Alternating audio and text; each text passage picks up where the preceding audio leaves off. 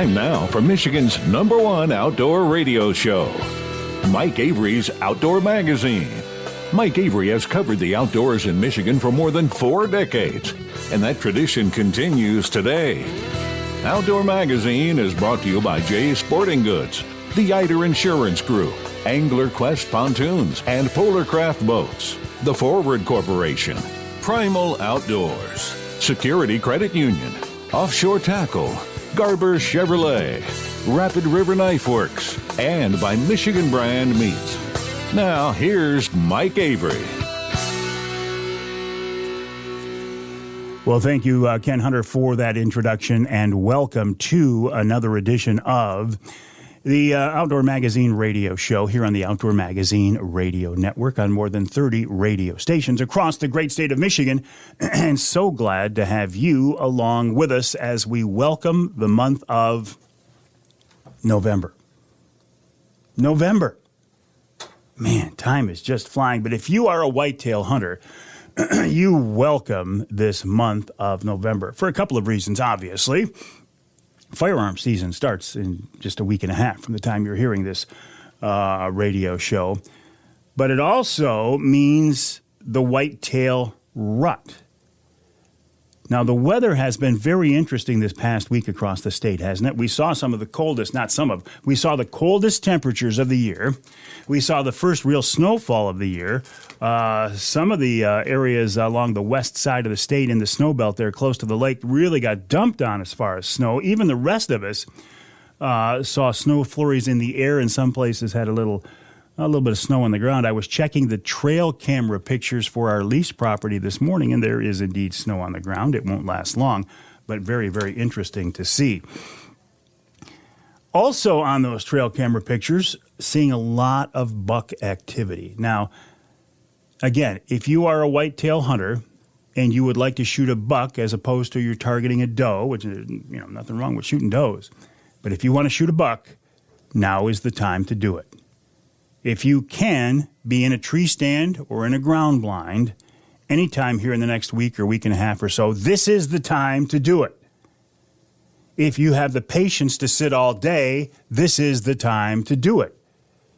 Yesterday, as we are recording the show, at 2 o'clock in the afternoon, in front of one of my favorite stands, one of the biggest bucks I've seen on our lease property showed up on camera at 2 o'clock in the afternoon. A beautiful 9-point, very, very tall. I mean, I wouldn't hesitate to shoot that buck. And I don't think most people, unless you are a true trophy hunter, wouldn't take that buck at 2 o'clock in the afternoon. And it's fun to watch. You see the pictures of them now. You see them in person. Their necks are all swelled up. They're moving. Their nose is to the ground or their nose is up in the air. It's an exciting, exciting time. As I say, last Saturday, my grandson Trent was out there and he rattled in a small buck, and the people around us I know of 3 nice bucks taken last weekend, and it's going to get nothing but better. Nothing but better. This is the time of year where if you have a good spot, if you are willing to put some time in, my dad used to say, if you have a good spot and you sit there long enough, you'll get a shot at a buck. Now, back then, we weren't talking about a nice buck. We weren't talking about, a mature buck or any of that other stuff. A buck was a buck. If he had bone coming out of the top of his head, he was a buck. They're all bucks, right? But we weren't so worried or weren't so concerned about maybe holding out for a bigger buck. But it's still true today. If you spend time in a tree stand or a ground blind right now, and you're patient, the odds any time of the day of a buck wandering by are better than any other time of the year. It's the rut. It's the whitetail rut. The time when the testosterone levels in the bucks increases, they let their guard down. They're thinking about one thing. They're thinking about does. They're thinking about finding does. They're thinking about chasing does. They're thinking about bothering does. So what's another way to hunt bucks this time of year? Find does. If you've got an apple tree, or you've got a bait in the Upper Peninsula, or if you've got a food plot that the does are coming into, sit there. If you've got a scrape, an active scrape that's getting opened every day, and That's a whole nother topic, isn't it? Scrapes and scents and calling. That's one of the things about deer hunting, maybe about outdoor activities in general. It is what you want it to be. You can be as hardcore and as serious as you want to be, or you can just be a casual participant and still enjoy it every bit as much as the person who is hardcore. I guess that's true of any outdoor activity, hunting, fishing, maybe life in general, maybe any hobby, maybe any activity in general. This past week, the first CWD positive whitetail in Ogemaw County was found. A 4-year-old doe was not found by a hunter. It was observed by a landowner or a property owner. They saw the deer was acting not right, called the DNR. DNR came out, observed it, shot the deer, euthanized the deer. It was tested and came back CWD positive. First one in Ogemaw County. Of course, that will be used as further evidence of why we should be concerned about CWD, about why the bait ban in the Lower Peninsula should be kept in place. It's not good news. Is it the end of the world? I don't think so, but I'm not a biologist. But it is further example that CWD is here. It's here for good, and it is slowly spreading. I got some real good news this week from the folks at Primal Tree Stands, Primal Outdoors, primaloutdoors.com, a company I work very closely with. My favorite ground blind is their Wraith 270 see-through blind. I love to hunt from a ground blind. Now, I have been in tree stands here the past few days. I will go up a ladder stand, but only if I've got a full body harness and a lifeline. And once I get up there, I feel pretty good. But I love to hunt out of ground blinds. They're safe. They hide your movements. They contain your scent somewhat, but they're very comfortable. You can sit in a ground blind for a long, long time. Primal is doing some things behind the scenes. They are moving much of their product from their existing warehouse to a warehouse here in Michigan. And rather than pay to move that product, they would just as soon sell it. So listen to this. If you go to the website, primaloutdoors.com, that's primaloutdoors.com, and use the promo code Avery Fall 23, that's Avery Fall 23, you can save 50% on some of their blinds, including that Wraith and the Vision that I love so much. You can get them right now for $130. Again, go to the website, primaloutdoors.com. That's primaloutdoors.com. The ones that are on sale, the Den, I'm not real familiar with that, but it's now $100. The Thunderdome is now $70, and the Vision and the Wraith are now $130. Don't say I never gave you anything. Go to the website, primaloutdoors.com, primaloutdoors.com. When it comes to checkout, people say, oh, it's not working. Well, no. What you have to do is you go through the whole checkout process. You click on what blinds you want, how many you want, and when it goes to checkout, you will see a box that says discount code or discount coupon. There, you put in the promo code Avery Fall 23. That's Avery Fall 23. You'll save 50% and you get the Wraith or the Vision for $130. That's too good to pass up.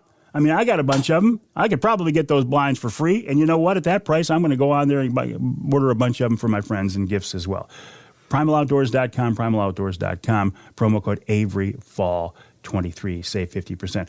Also, while we're talking about things coming up, Wednesday Night Live next week with Amy Trotter, Executive Director of MUCC. She will join me. Wednesday Night Live's coming down the road or down the into the fall, a little bit more into the wintertime. Wednesday, December 6th, we will do a Wednesday Night Live at the Lumberjack Restaurant in West Branch. You can now call for reservations. The number to call, 989-343-0892,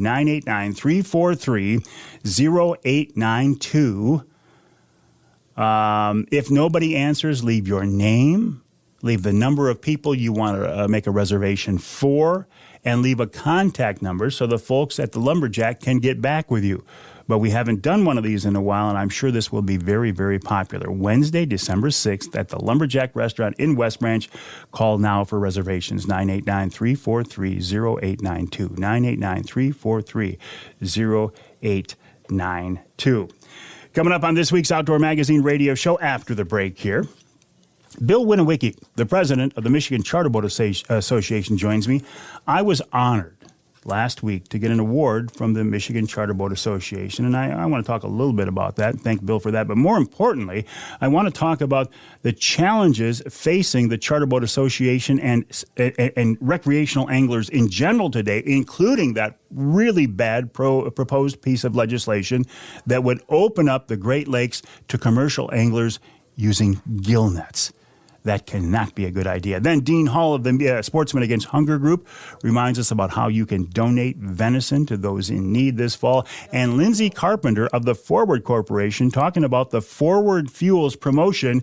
If you have a picture of a kid in the outdoors hunting or fishing, if you post it online and use the hashtag Forward Fuels Tradition, that's Forward Fuels Tradition, every month, they will draw a winner of those pictures, and your young hunter or angler can get some kind of an award or a prize or a gift certificate or whatever.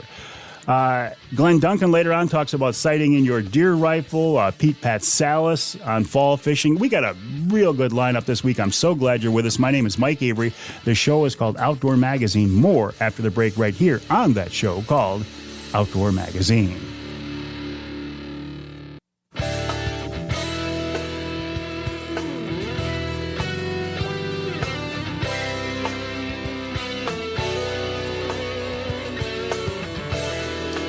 You can hear the Outdoor Magazine show in Battle Creek on WBCK 95.3 FM. You can hear us in Tawas on WIOS 1480 AM, 106.9 FM, twice each weekend, in fact.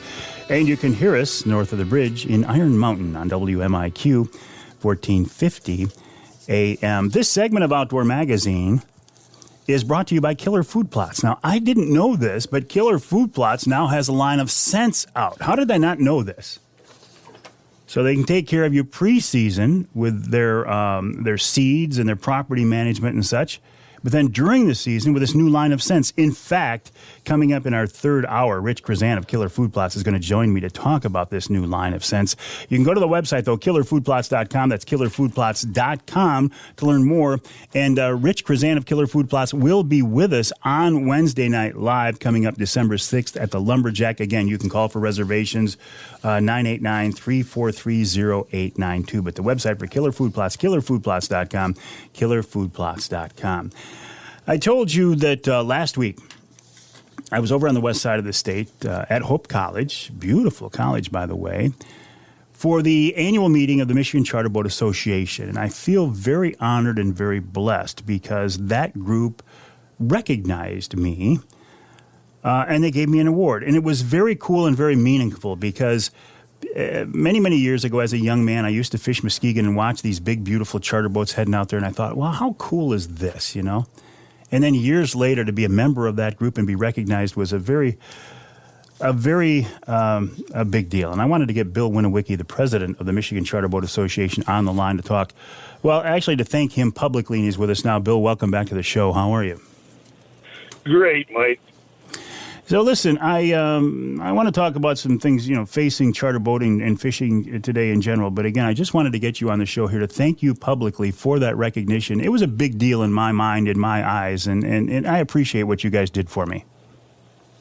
It was a very good conference. I mean, the guest speakers, Randy Claremont and Steve Schultz, are the coalition attorney. I mean, a lot of fantastic information came out of that conference. Well, it's an interesting world that you find yourselves in these days, not just commercial anglers, but sport fishing in general. And I'm thinking about this House Bill 5108 that's out there right now that would open up sport fish to gill nets. Where did this come from, Bill? And I don't see anything good to come from this. Well, 5108's been there a long time. We actually, MUCC and the sports fishing groups, put a version of that through a couple of years ago, and we got it through the House of Representatives, and we were getting it through the Senate, and Senator McBroom from the UP, who was the chair, would not bring it to a vote. It was to update the commercial fishing statutes, and as it stands right now, I mean, many sportsmen don't understand, or the people in the state don't understand, that we sportsmen and women subsidize the 13 commercial fishermen that are fishing now to the tune of $1.5 million. That comes out of our license fees that we pay into the DNR. I mean, their license fees are roughly under $10,000 at this present time. And if we catch an illegal fish, which I know somebody who kept a extra trout one time because it was dragging it dead, it was a $180 fine, where these commercial fishermen, the statute reaches back to 1932, and they can catch 1,000 pounds over, and the fine's only $100. So, I mean, there's a lot of things involved in these statutes, but this one's bad because it doesn't include the fine structure, doesn't include the license structure. I mean, everything needs to be updated. So there are only 13 commercial fishermen in our state? There are licenses for more, but there are only 13 state licensed commercial fishermen fishing right now. And I have nothing against these commercial fishermen. I respect them. Many of them are multi-generational operations. They go out and they work hard. So I have nothing against them personally. But when I hear the proposal about, say, for example, allowing somebody to take Saginaw Bay walleye and with a gill net, I just shake my head, Bill. Well, the gill net thing came out of the travel decree. I mean, the state negotiating team stressed, in the 2000 decree, we spent $17 million to buy up a bunch of state licensed commercial fishermen, trap net operations, and we handed that over the tribes, along with a lot of northern Lake Michigan, northern Lake Huron. The waters for the tribes net with are in, and now that's been discontinued because of the whitefish crash, and there aren't enough whitefish to subsidize, I guess, commercial fishing. So now they want sports fish, and in the decree, the DNR state, or the state negotiating team, said that gill nets are selective. So now that gill nets are selective, and the decree had an order made on it, that the commercial fishermen jumped on board. Well, if they can do it, why can't we? How can a gill net be selective? I don't understand that at all. There are different ways the size of the mesh is selective, but whatever goes in that gill net with the size of the mesh, whatever species it is dead. I mean, because the gillfish's gills get caught in there and it suffocates them. Yeah. So I don't agree with the selective gill netting. So I didn't realize that this had been around in one form or another for a while. Why is it getting so much attention these days? Does it have legs? Does it have bipartisan support this time? Is there a real concern it's going to pass, or what? It does have bipartisan support. And the problem is the people who are supporting this thing truly don't know what they are supporting. I mean, it's a bad deal. I mean, I think MUCC is coming out with a bill similar to the one we had out last time. I don't know if they put it out yet or not. I know they're working on it, that's for sure. Yeah, it's this one that's out there that's put out by and it's sponsored by a representative who is the son of a commercial fisherman. So I'm sorry, I shouldn't laugh, but geez. So it's a hard deal from the commercial fishing aspect and the sports fishery. I mean, the biggest problem is like I say, with the invasive species, and I've stated it over and over, the Great Lakes are only producing a third of the biomass that they were producing 20 years ago. I mean, whitefish used to be prolific. I mean, you can take 1.5 million pounds a year out of Lake Michigan and want to hurt the population. Now, I don't think you can come up with 1.5 million pounds in northern Lake Huron and Lake Michigan combined. And again, I don't blame the commercial fishermen. They're just out there trying to get whatever they can. You know, they're trying to use the system to their benefit to continue their way of life, and I get that. But when it interferes with hundreds of thousands of sport fishermen's way of life, then I have to question it and question the science. And again, science is supposed to dictate everything, but I feel like this is more of a social science issue than it is a sound scientific wildlife management issue. It is because of, like I say, I mean, the fish populations are actually decreasing in the Great Lakes. They're not, well, Superior is holding steady because it's a totally different ecosystem. But in Lake Michigan and Lake Huron, I mean, with the alewife crash, I mean, everybody knows that the populations have decreased. And basically, let's take Alaska. The crab population crashed, so they closed the crab season.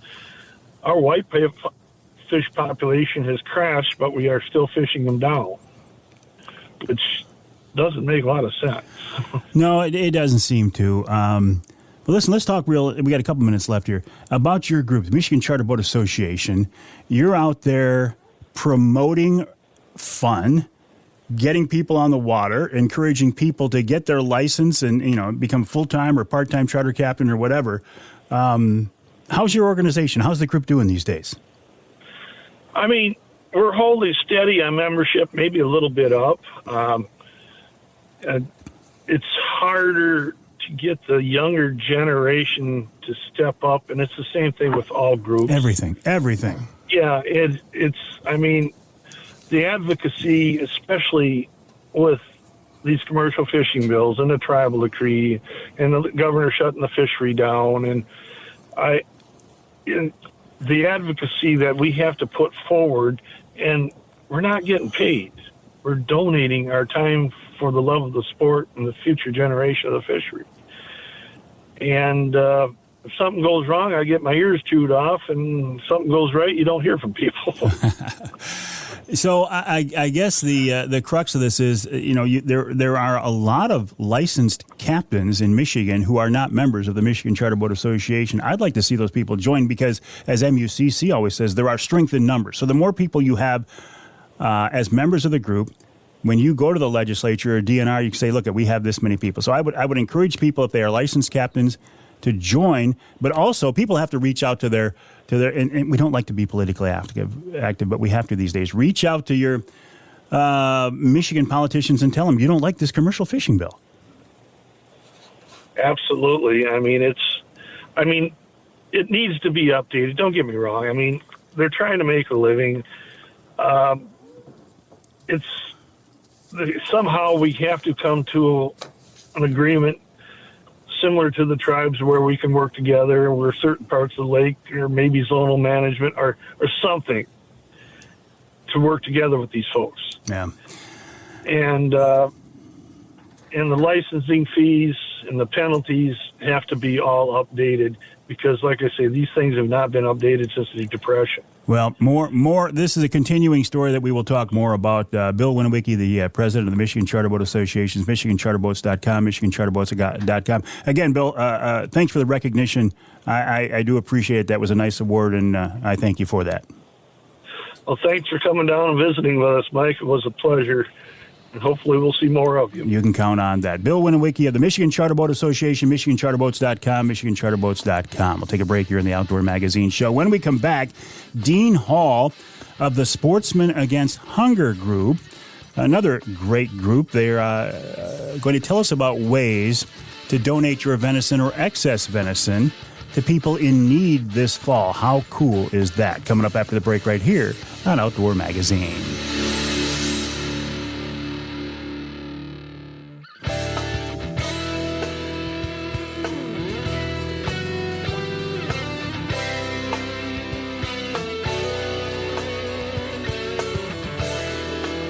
You can hear the Outdoor Magazine show in Alpena on WZTK 105.7 FM. You can hear us in Flint on Sports Extra 1330 WTRX. And north of the bridge in the Sioux on News Talk 1400 WKNW. This segment of Outdoor Magazine brought to you by Matt Smith Outdoors Realtor. Matt is a longtime friend of mine. He's an expert at finding recreational properties and vacation homes, and he can help your family turn a dream into reality. Learn more online at Matt Smith Outdoors on Facebook and Instagram. And by the way, if you're looking for a new home as your primary residence, Matt can help you out there as well. That's Matt Smith Outdoors on Facebook and Instagram. Is this the time for you to get that vacation home, that dream property, or maybe just a new home? Matt can help you out. Matt Smith Outdoors on Facebook and Instagram. Speaking of helping people out, Michigan Sportsmen Against Hunger. This is a group that's been around for a long time now, and they have helped a lot of families in need. Dean Hall is the guy behind the operation these days, and he joins us on the Outdoor Magazine phone line. Dean, welcome back to the show. How are you? Very good, Mike. How about yourself? I am doing just great because the rut is on. Deer are running everywhere. There's going to be a lot of venison hitting the ground over the next couple of weeks. And how do we, Dean, take our passion for the outdoors and for hunting and help out some people in need? How do we do this? Well, it's one thing that hunters that want to donate deer to Michigan Sportsmen Against Hunger, they can go on our website. And we have a page that's dedicated to processor information. That would be downloadable processor list by county, and also there's a drop pin map on there as well. All they have to do is look up for a processor that's in their location, contact that processor by the phone number, and let them know they're going to be bringing in a deer for donation to Michigan Sportsmen Against Hunger, and just bring the deer in, and there's no cost to the hunter. And there is one additional thing this year that state of Michigan wanted us to make sure that we let our processors know about, that the state of Michigan didn't want our processors to accept any deer that were coming from a CWD known county or a bovine tuberculosis known county unless it had been tested and passed tests. That's new this year, Dean? Yes, sir. That's new this year. Now, that website you talked about is sportsmenagainsthunger.org, sportsmenagainsthunger.org? Yes, sir. Okay, so is there a cost to the hunter at all? No cost at all. If a hunter wants to donate a whole deer, they could donate a whole deer at no cost to them. If they want to keep their deer at one of our MSAH processors, and if they want to donate just a few pounds, they could donate a few pounds of burger if they like, but they'll have to pay for the processing. So how many years have you guys been doing this now?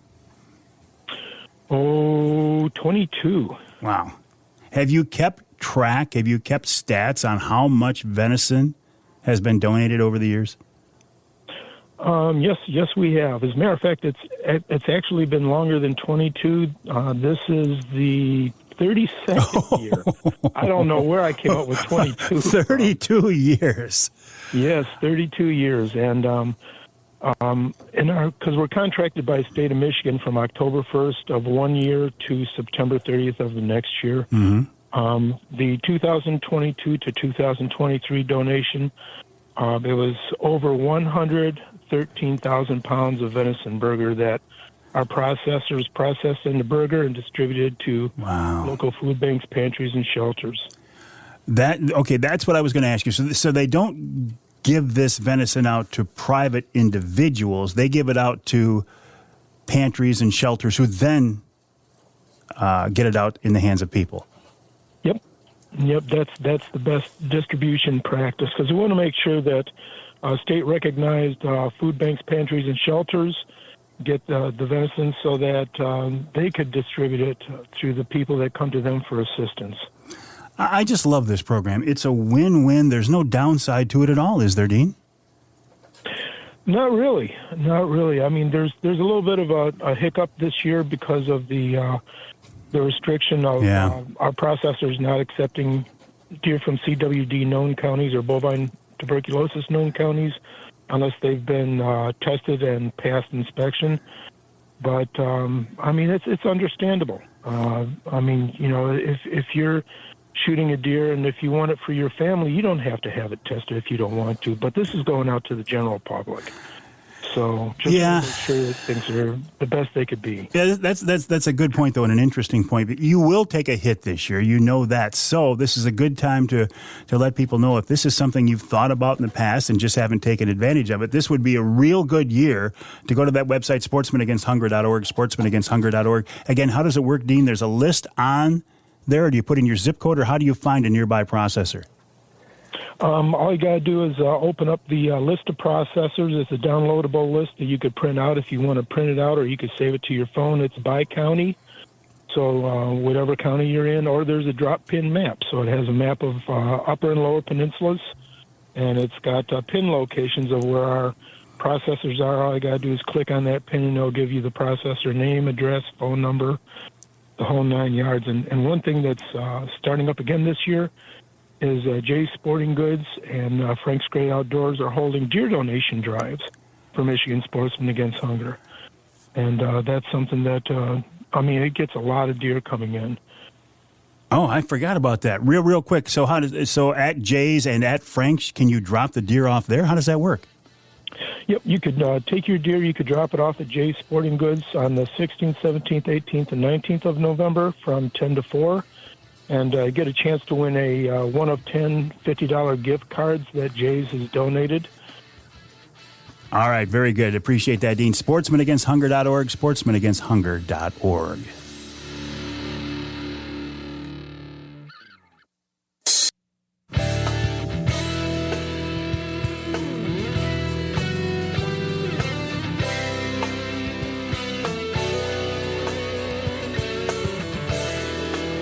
You can hear the Outdoor Magazine show in Carroll on WKYO 1360 AM and WIDL 92.1 FM. You can hear us in Houghton Lake on 98.5 WUPS.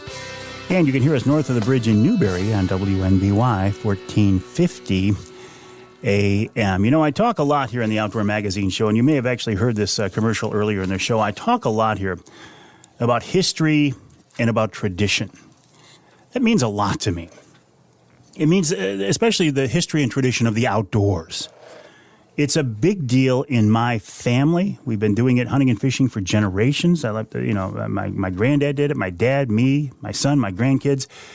But it's also a big deal to the people of Michigan. This outdoor lifestyle, this outdoor tradition is important. It's also important to the folks at the Forward Corporation. For like 100 years now, Forward has been catering to folks who love the outdoors, to families, and there's a tie-in here.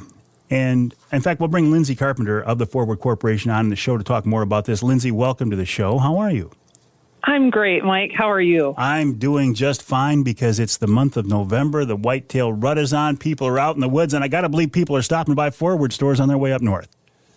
Yes, this is an exciting time of the year where, we welcome visitors at our Forward convenience store locations as they head up north for, as you were mentioning, that great tradition, getting out in the woods, enjoying friendships, family, and really passing on those traditions to the next generation. So while we see some of those faces across those fun summer months, when the air gets a little cooler, we like welcoming everyone back again. Tradition and the outdoors. Those are two key things that folks at Forward, and you got a lot of things you're dealing with, but those are two of the key things you guys think about, aren't they?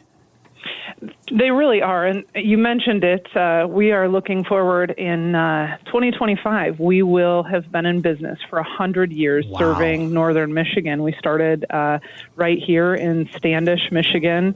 Austin Forward founded the company then. And then today we're led by the fifth generation of the Forward family. Abby Monis is our president, and really takes that tradition and responsibility of family and carrying on and fueling Michigan truly very seriously. So, her hope is that she'll be able to pass that on to her two daughters as well.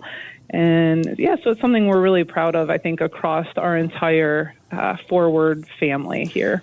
And you want to bring others into this. For example, this fall, you've got this campaign going where if a young person is in the outdoors, hunting or fishing or just enjoying the outdoors in any way, and people post that picture online and they use the hashtag #ForwardFuelsTradtion, you're going to keep track of those, and you're actually going to give a little award or some kind of incentive for folks to do this, right?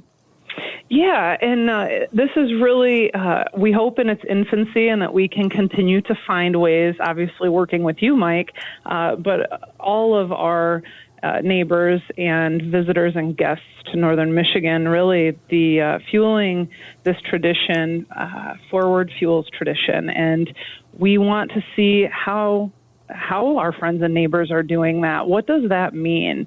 Because it certainly means something different to each of us. Sure. I know for me, a great friend, and he headed out into the woods with his young son, and that was the dream of his.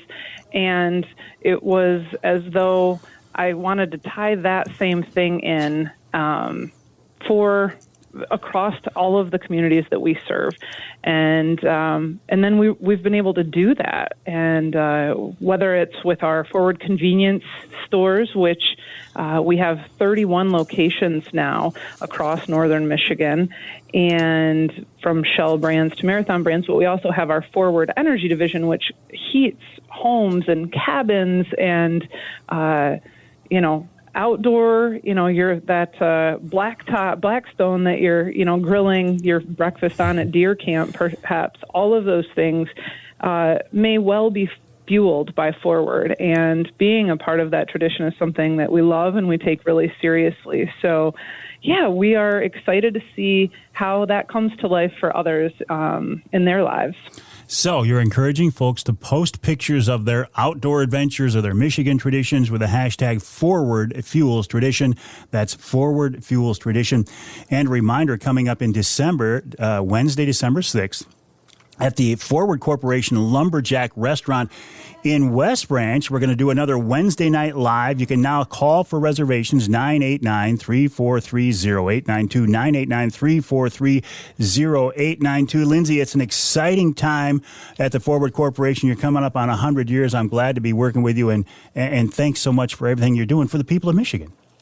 Hey, this is just continuing the responsibility that Forward has, and looking forward to all that's to come, and really seeing these traditions brought to life. We're excited about it. I am as well. Lindsay Carpenter from the Forward Corporation. Appreciate your time. The website, forwardcorp.com. That's forwardcorp.com. The hashtag Forward Fuels Tradition. We'll take a break here for the top of the hour. When we come back in our second hour, Glenn Duncan of Duncan's Outdoor Shop talks about sighting in your deer rifle. Then Lieutenant Mark Papineau from the DNR on staying safe and legal this upcoming firearm season. Also this week's Ask Avery segment. And in hour two, we're going to switch we'll switch our focus to fishing with Pete Patsalis. We'll hear from Rich Chrzan of Killer Food Plots, who, by the way, will be at our Wednesday Night Live at the Lumberjack coming up in December. And we'll wrap it all up with Wild Game Chef Extraordinaire Dixie Dave Miner. That's coming up right here on Outdoor Magazine.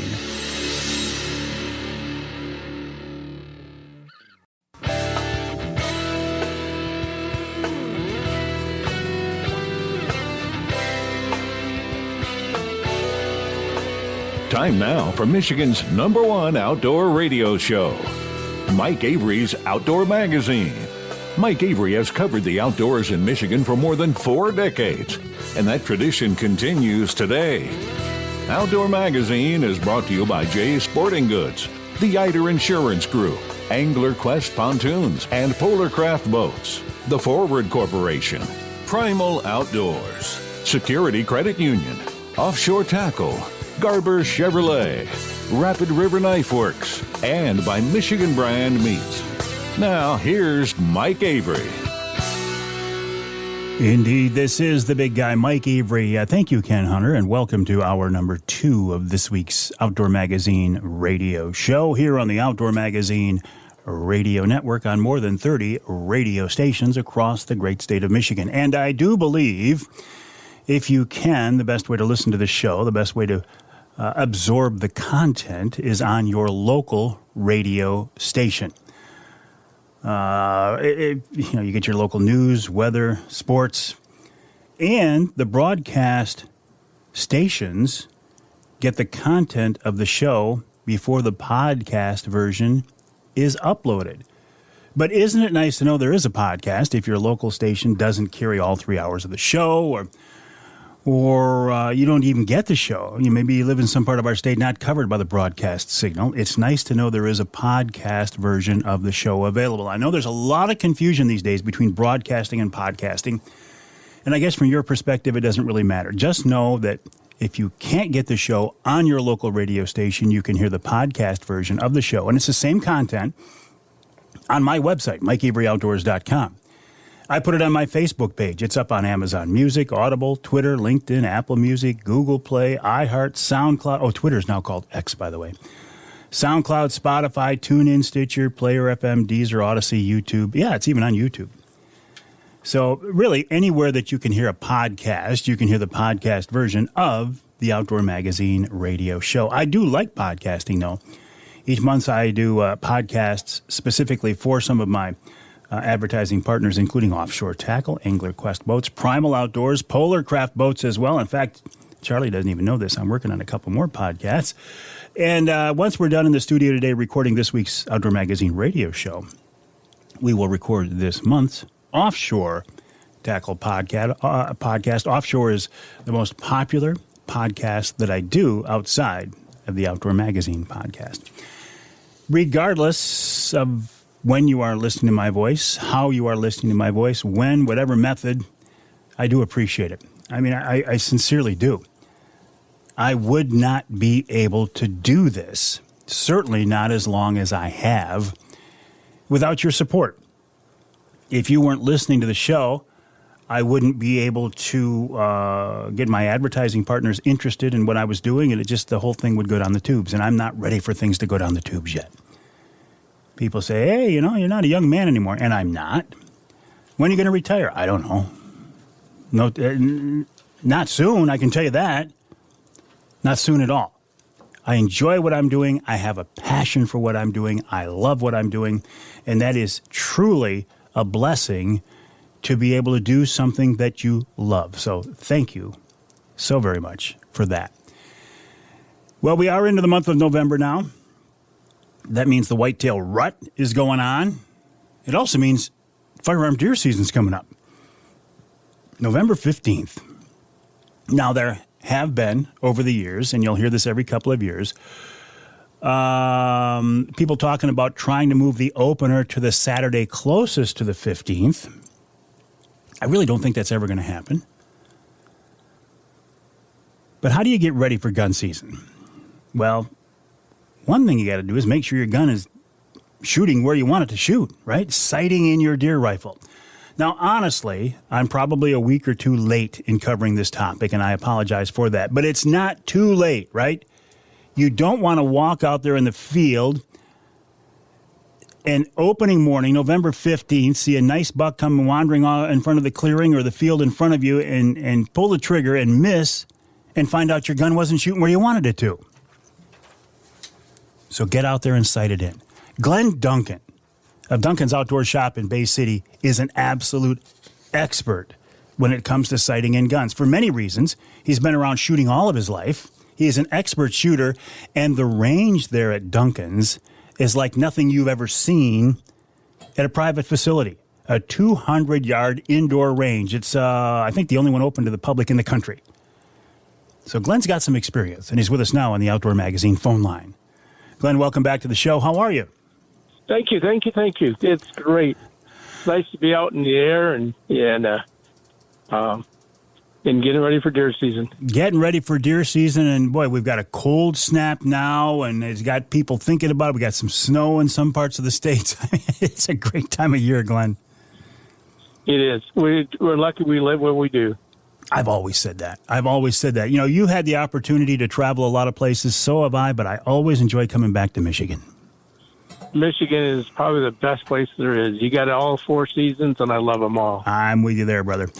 Let's talk about sighting in, Glenn. I mean, boy, first of all, let's talk about Duncan's and the ranges you have downstairs. I got to believe you're getting busy as can be, but you have a very, very unique facility there, don't you? Yes, we do. We have the only 200-yard range open to the public in the United States. And we've got 250s, 100, and 200-yard indoor ranges. And so you don't have to worry about lighting and wind and mirage and all that stuff. But it just gets you, when you're on. And that's the best part of it. Well, the fact that they are indoor, as you say, you don't have to worry about the weather. You're not going to be closed because it's a snowstorm. You can shoot after dark. I mean, how nice is that? It's the only way to live. How did you guys, I mean, it's been a while now, but I can't imagine the process, number one, of building this, but then getting it approved and all the OSHA stuff. You jumped through some hoops, didn't you? Yeah, we had to have 12 variances to get our ranges in, and the city of Bay City kept saying, we can give you 4, but 12, that's way too many variants to ask for. And we said, we got to have all or none, and so we worked on it for a couple of years to get through the city, and they've been great since we got into it. So I've shot at your place several times, but for folks who've never been there, it's a series. What are these? 48-inch tubes, 36. What are they?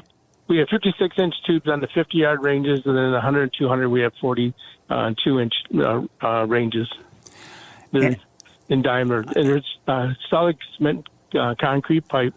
So you're shooting through, and all the way down the tubes are being ventilated.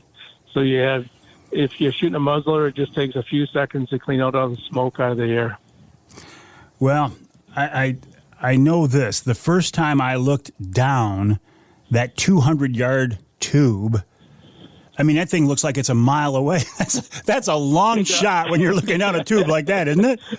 For Michigan, it's a good shot, and a lot of people think that they're shooting 200 yards, but when they actually see it, they go, "Oh, it is different." Yeah, that's so. What do you think, Glenn? Here in Michigan, for most hunters, just 0 out of 100. Is that what you recommend?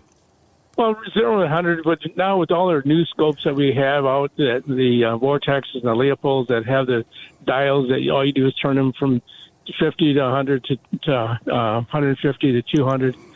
It's just fantastic. So the scopes will do a lot of work for you. So if you do have one of those scopes, do you have to plug into a formula somewhere, your ammunition, the weight, and all that other stuff, or no? If you're very serious about it, yes, it's the best to do, and we'll even take and chronograph your rounds to make sure that the velocity is proper for your gun that we're getting it out of, so that Leopold can make the dials exactly for your gun.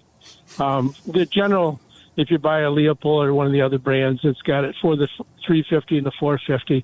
It's designed for those guns already in the calibers. They're really pretty close. You talk about the 350 Legend, the 450 Bushmaster. Yes. Man, those things have become so popular, haven't they? Oh, Michigan has just been fantastic. I'm with Mossberg today, and they're making the rifles and stuff, and they're doing such a great job with their barrels and stuff in the 350, the 450, and now the 400. And don't ask me a lot about the 400. I'm learning more about it every day. And so it's a neat, in between the 450 and the 350, they needed to cut down the recoil, but still have the good velocity and stuff, and that's what the new 400 is. Glenn Duncan, how can you tell me about a new round, the 400, between the 350 and 450, and tell me I can't ask you any more about it? You're killing me.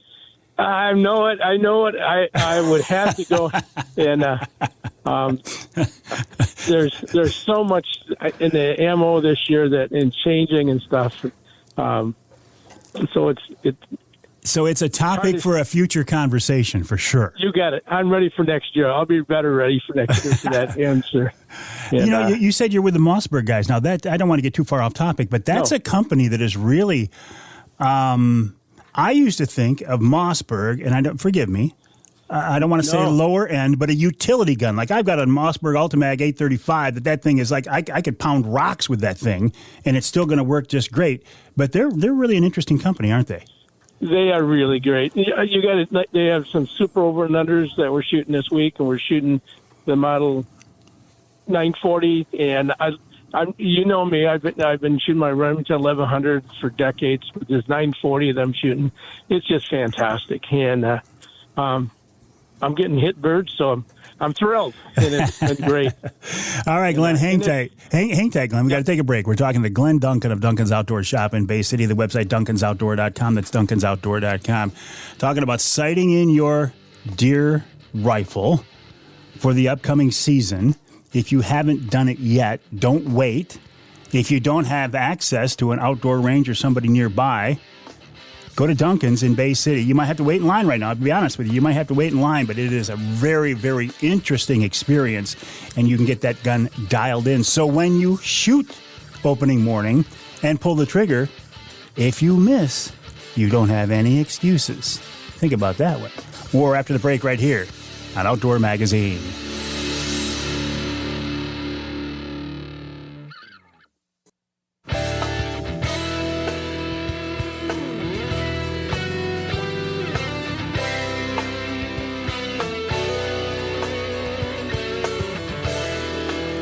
You can hear the Outdoor Magazine show in Ludington on News 97.98, 98.7 WLDN. You can hear us on the other side of the state. Port Huron, WPHM 1380 AM. And you can hear us in a thumb in Sandusky, in fact, on WMIC 660 AM, 95.3 FM. This segment of Outdoor Magazine is brought to you by Boning Archery, Michigan-based Boning, a leader in the archery industry for so many years. They continue to innovate today, come up with new products, new manufacturing processes. Check them out online at boning.com. That's BOHNING.com, boning.com. Now, I realize you're getting ready to make the transition, many people are, into the rifle season. But when gun season's over, bow season comes back. So there's still plenty of opportunity for bow hunting yet this year. Or Boning also makes products for target archers as well. Check them out online at boning.com, BOHNING.com. While you are online, please check out my website, MikeAveryOutdoors.com. Then jump over to Duncan'sOutdoor.com. Duncan'sOutdoor.com, the website of Duncan's Outdoor Shop in Bay City, the home of the only 200-yard indoor range open to the public in the country. Glenn Duncan, second generation in Duncan, started by his dad. Glenn, you do have a long history in the shooting industry, don't you?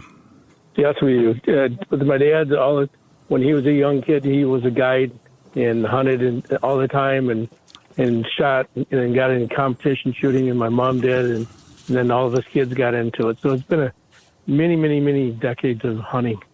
And it's been great. Well, hunting and the gun business, and you yourself are a master gunsmith, if I remember right. Yes. Yep.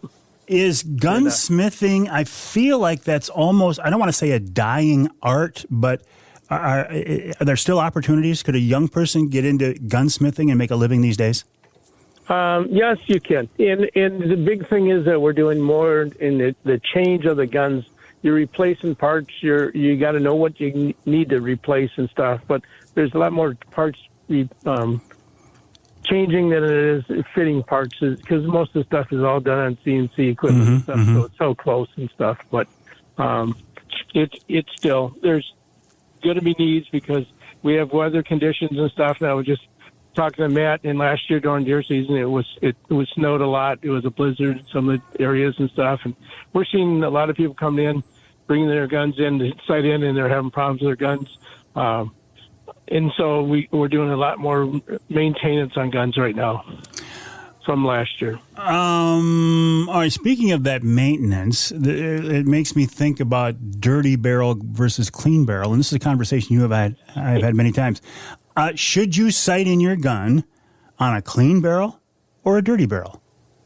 I would recommend a dirty barrel. And the only reason why is that after you sight it in your guns, you want to go and shoot the exact same way, but you need to find out what your gun likes best. There's guns that shoot better clean. The biggest thing is how much extra oil you left in the gun and how you cleaned it. A lot of times we say after you get down on the range and just run a patch to it, but don't get any changes much to it, so that we call it seasoning a barrel. And so you're going on the range and getting the first couple shots, you might not be right on, and then all of a sudden it groups better. And that's so much more common than having a super clean barrel and have it shooting good. And that first shot's the most important one. Sure. And you say run a patch through a dry patch or an oily patch? Just a dry patch, just to go and get all the residue that you just shot and stuff if you're putting an oil patch in, if you get too much oil in, then you're going to get your pressures are going to change and stuff. We don't want to do that, especially if you have one of the new dial systems on your scope. You want to make sure that you're dialing it with the same pressures and you're shooting the same pressures all the time. Well, you know what I like to do? I like to lube my gun up with WD-40 and then run some WD-40 down the barrel. You're from the old school. Come on. WD-40 was a super oil, super stuff to clean with it, and it is a good cleaner, but it's not a good preservative. It dries like a lacquer and stuff, and so you want to get that out and get into some good cleaning, good gun oils, and there's a lot of good oils out there. We use a lot of break-free because it'll take cold weather, it'll take warm weather. Some stuff has too much water-type based stuff in it, so it freezes or it dries out quick. And there's other oils that's out there that just likes to collect in dust collectors. And next thing you look at your gun, it's all covered with dust and dirt stuff, and it's just from the oil collecting it. So try to find out what's best for your gun. And again, I don't want to get too far off topic, but as long as we're going down this road, how much cleaning? Let's see. Cleaner and lubricant. When I get done cleaning the gun, is there a product that I can clean and lubricate, or is it two different processes? Years ago, it was always two processes: Hoppy's number 9 solvent, and then you got into Hoppy's oils and stuff. Now with Break Free, it's not 3-in-1 oil that you go buy in the store. Good old sewing machine 3-in-1 oil. But Break Free and a couple of companies that are making oil, it's a cleaner, preservative, and so they'll do all three things you want. And how much product do I use in there? I mean, sometimes I have a tendency, I think, to use too much. You don't need to own OPEC oil company. You just need to have it lightly oiled, and just a nice. We call it a wet look. As long as you got a wet look, you got it made. You talked a minute ago, Glenn, about knowing what your gun wants, and that's really true when it comes to ammo, right? Ammunition. Yes, it does. And I know you've done a lot of shooting and stuff, and you find out that guns do know what they want, and you just can't buy a box and say, well, it's the best there is, and so it's going to shoot the best in my gun. And so you need to take time to sight your gun in, get time to make sure that's the right load for your right brand and right style of bullet for your gun, and all that stuff changes pictures all the time. Well, it was your dad, Charlie, who first made me even aware of this. He said, "Let the gun tell you what it wants." And we had a good conversation with your dad, and now with you, what it wants, meaning what brand, what weight, what everything. All of it. It's if you get into different, every company makes a different. Size bullets, and they make the different by grains and that kind of stuff, the different shape of bullets, and all those things are factors that can change. And we talk about harmonics, the vibration of barrels and the accuracy of your barrel. There's a lot of people come down the range and they have a box of ammo and they're shooting, and they might get a 6-7 inch group, and then we go and change their ammo into a different ammo, and now it's just laying them right in on top of each other. And that's what you got to find out. Down the years, it used to be that if your gun loved Remington, in about every few years they make some changes in the powders, they make some changes in how the primers are made, and so you got to keep checking every few years to make sure that your gun still likes what the brand you've been using. So just a change in the brand could make a difference from a 6-inch group to a quarter-size group? Yep. Wow. And I know we've talked about it many times and stuff. The Federal Fusion, it's my go-to. If you get problems and stuff, a lot of times I tell people to try Federal Fusion. It's just a premium ammo that's priced reasonable. But this year, again, you got to buy what you can get your hands on before. 180 grain Remington 30-06 was the biggest seller. And this year, we're not getting a lot of it in stock. And so you got to find the right one that will replace what that is right now. Okay, and I get this. For many, many years, 30-06, 180 grain. My dad shot it. I mean, I get it. What is it today? It's a 350, 450? I mean, and what grain? What is the hot gun out there in the hot caliber these days? the worst thing is I can't give you an answer anymore because there's so many new calibers out there that everybody's jumping on. And if you're hunting down in Michigan area, and younger hunters and stuff, where that 450 and the 350 is just killing. I mean, that's just fantastic for Michigan area and stuff. And so that's hurt that 30-06. And if you got one gun and you that 450 and the 350, we'll do hunt up north. And they'll hunt down here. So that's the new caliber that's really taking care of an all-around area to get new shooters into shooting. So when folks come into the range, they're at Duncan's. Do you start them on the short range and move out, or how does that work? Yes, you have to shoot on the 50-yard range first and get sighted in. And it can just be 1 or 2 or 3 shots. That you got to know that you're on a paper. Then you're moving out to the 100-yard range, and it's got to be in a good 5-inch area, and then we can let you go out to the 200. If you can't keep it in a good area in 100 yards, there's no sense going out to the 200 yards and just be all over the paper. You really don't know what your gun can do and what's going on. So some of the time it's the gun problem, sometimes it's the shooter's problem. That buck fever and that kind of stuff, it happens even on the range. Well, you talk about gun or shooter. Isn't it true, Glenn, that almost all guns today have the ability to shoot more accurately than the person behind the gun can? I don't want to say that. Oh, come on. I mean, really, right? Yeah. I'll tell you, with all the new machinery and stuff that's in the way they're building barrels and stuff, and the barrel companies really know how to get accuracy out of barrels, and that's so nice. Glenn, before we let you go, I know you were very much involved in the shooting sports at a national level in the gun business. What are you seeing today? There's always threats of gun control, and we see these crazy people doing crazy things with guns. What's your assessment of the state of the gun industry today? Well, it's going to be elections coming up, and we really got to pay attention to it. And there's a group of people that really would like to see all of our guns taken away from us. And that's not us United States people that we really like in shooting. And there's so much target shooting going on now. In fact, there's a little bit more. The target industry in target shooting is growing big. The Scholastic Flag program for the kids and our shooting youth programs for youth to get them in shooting it in target. It's just been a new, good breath of life for our industry. All right, Glenn, good to hear. Listen, I appreciate your time. I'll let you get back to what you're doing, which is waiting for a duck to fly, which I think one started to do a minute ago, right? Yes, you did. And I know Jeff and Jay's and stuff.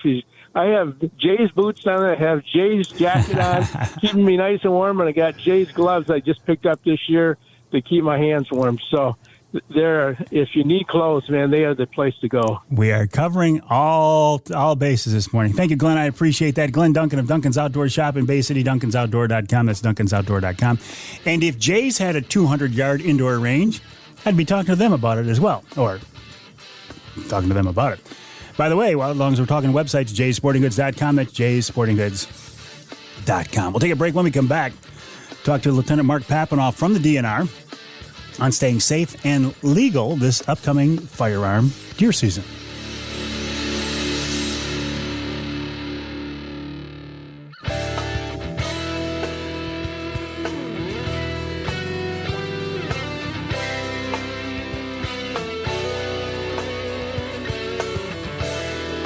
You can hear the Outdoor Magazine show in Manistee on WMLQ. That's 97.7 FM. You can hear us in Lansing on WILS 1320 AM. You can hear us in St. Joe on WSJM 94.9 FM, and you can hear us north of the bridge in Marquette on WDMJ 1320 AM. This segment of Outdoor Magazine, speaking of Above the Bridge, is brought to you by, you know that sound. You know what that is. I know you know what that is. Here, one more time. What is this sound? That's the sound of my Rapid River knife opening. I carry one all the time. I love these things. This segment of Outdoor Magazine brought to you by Rapid River Knives, handmade by craftsmen in Michigan's Upper Peninsula. They come with a lifetime guarantee. I encourage you to stop by their showroom on US 2, just east of Rapid River.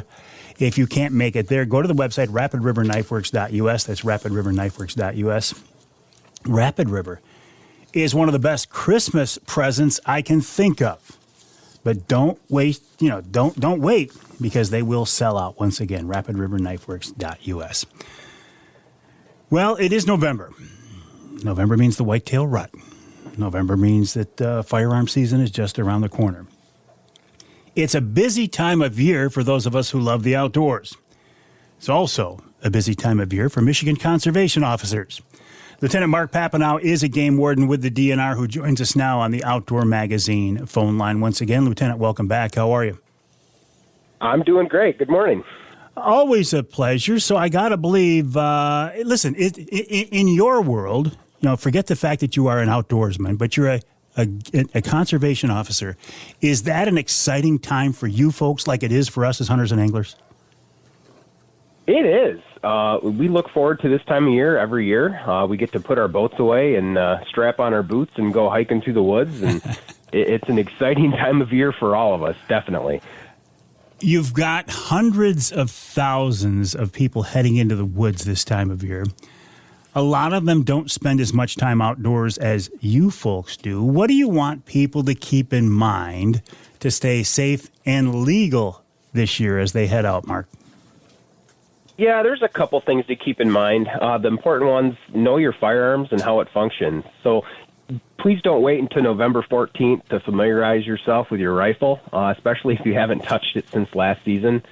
Make sure it's properly sighted in and functioning before hitting the woods.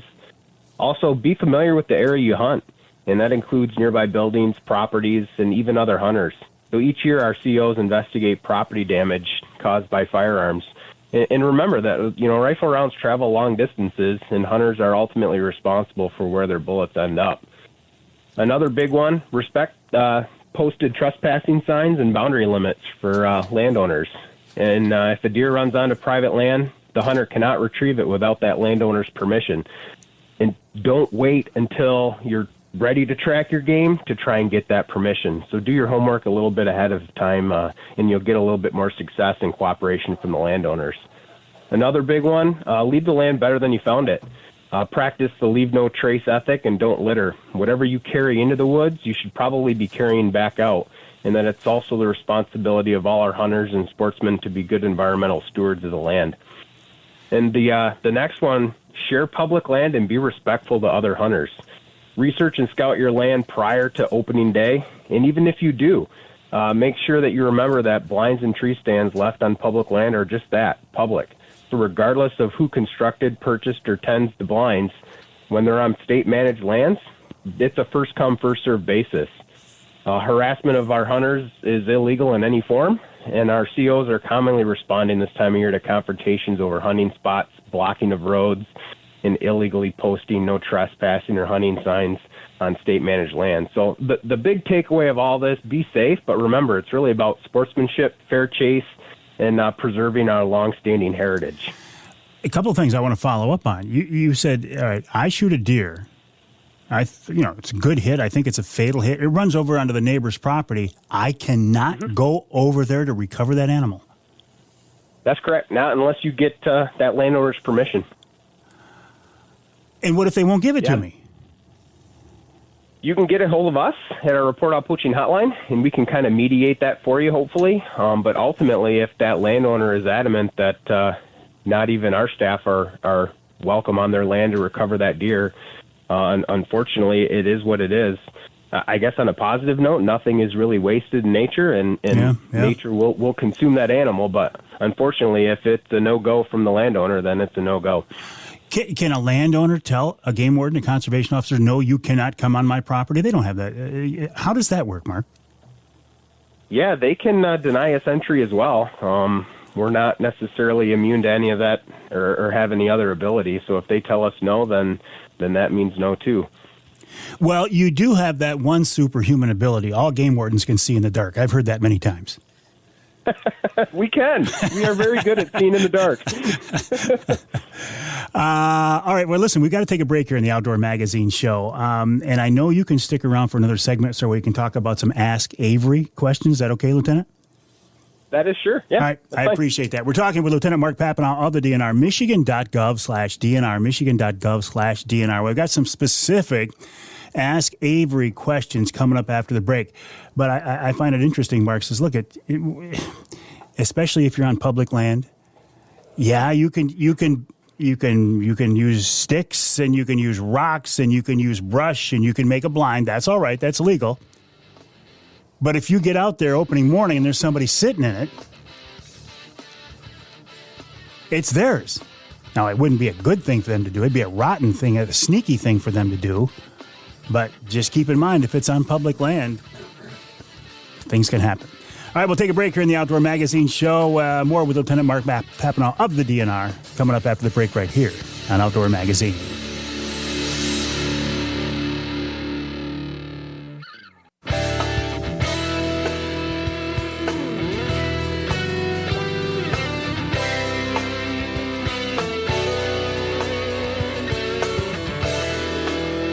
You can hear the Outdoor Magazine show in Sheboygan on Big Country Gold, WCBY, 1240 AM, 107 FM. You can also hear us in Houghton Lake on the Twister, 92.1 WTWS, and you can hear us north of the bridge in Escanaba on WCHT, 600 AM, 95.3 FM. This segment of Outdoor Magazine is brought to you, the Ask Avery segment. That's where we're at. The Ask Avery segment is brought to you each week by Security Credit Union. Security Credit Union loves to work with outdoorsmen and women, and they can help you with your next outdoor adventure.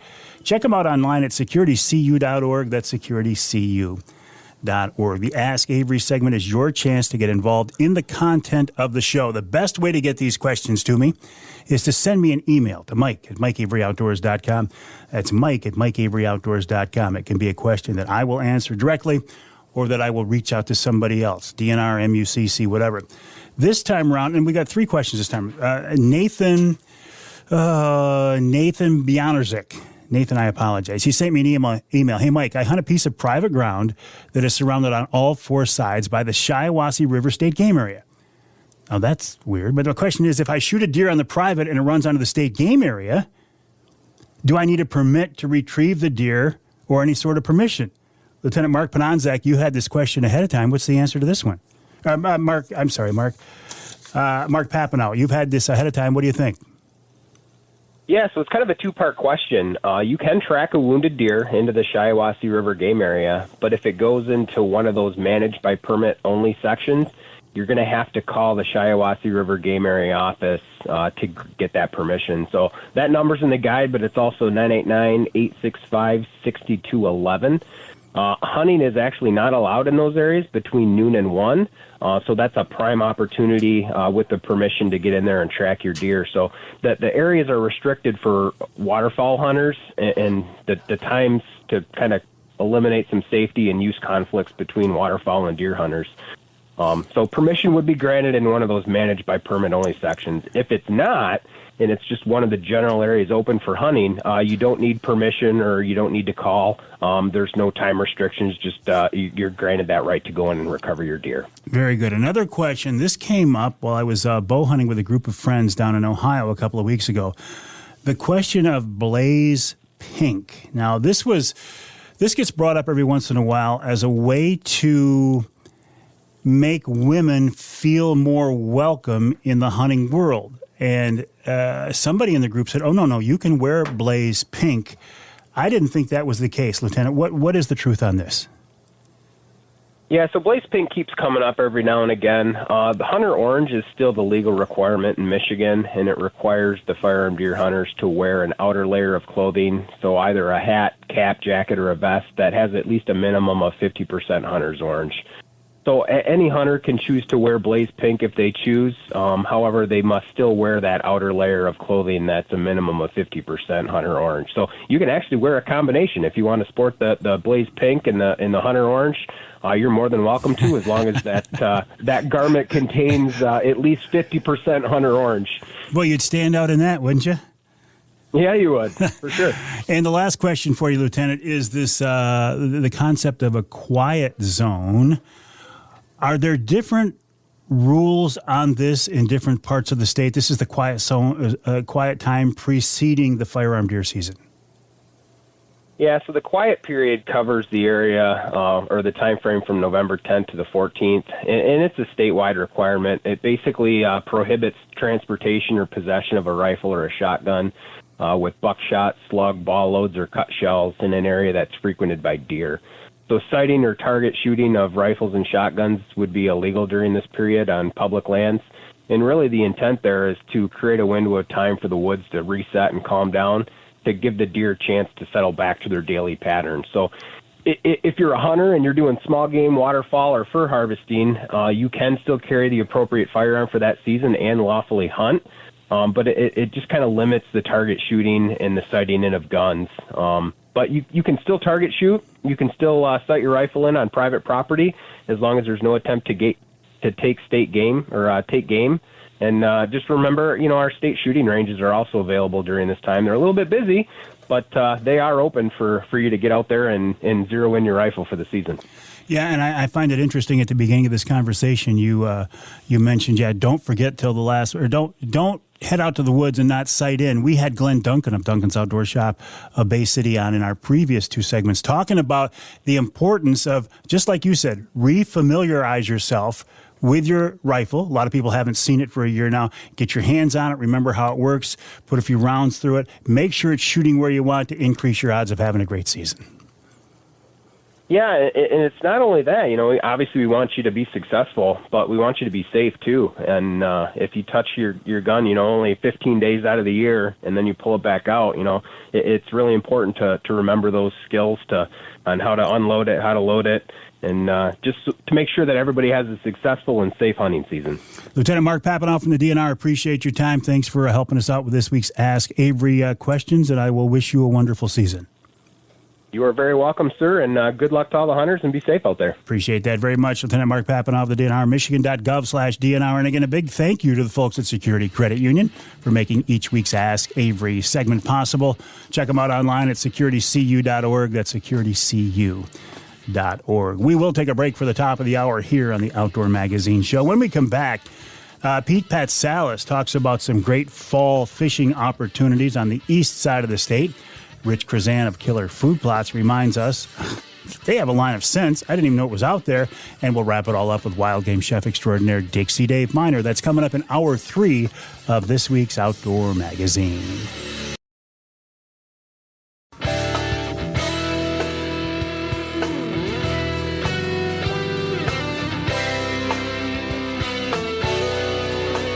Time now for Michigan's #1 outdoor radio show, Mike Avery's Outdoor Magazine.